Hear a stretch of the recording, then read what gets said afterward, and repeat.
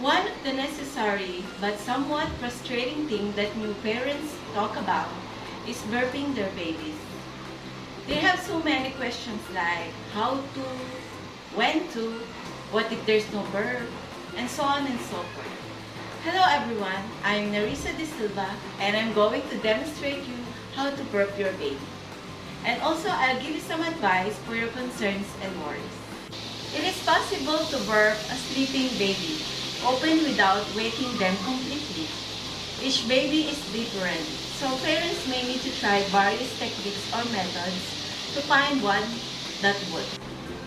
To prevent messy cleanups, when your baby is spit up, you will need a baby towel or a bead. Place it under your baby's chin. Here are some techniques and methods to burp your baby.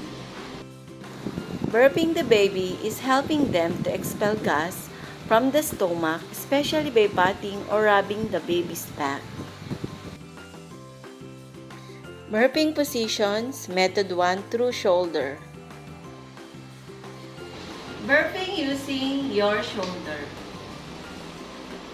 Hold your baby upright with your head resting on your shoulder and patting her back with your other hand. This method is suitable for babies who are sound sleepers. It can also be useful if the parent needs to wake up a baby to continue her feeding. Method 2, using your chest. Method using your chest.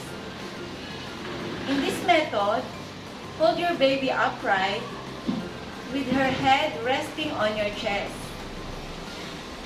and gently rub her back.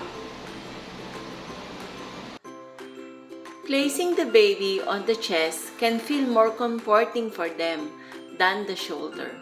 This position can often allow the baby to stay asleep after feeding.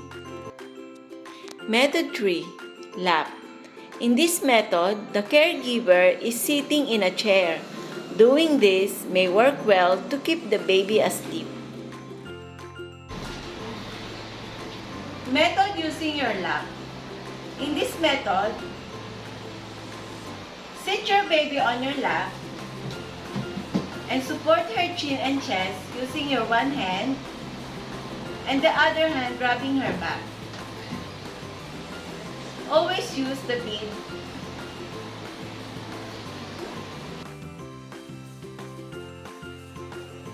Arm hold. For smaller babies, this method can be useful. However, it is not always practical for older and larger babies. For the arm hold method, carefully turn the baby's body, belly down on my forearm, head on the crook of my elbow, and place one hand between her legs, holding the baby's stability, and rub the baby's back. Not burping the baby after their feed may cause discomfortness as it moves through the intestine and causes gas. But if the baby does not burp after 5 minutes of trying, gently lie them on their back, either in their crib.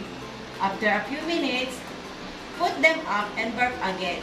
Sometimes, lying down helps move the air bubbles around, making them easier to release. There is no need to stress if the baby does not burp, despite of using different methods. Do not worry, you can try it again after you feed your baby. So that's it guys. Thank you for watching. Hope this video gives you an idea how to burp your baby. Goodbye and have a good day.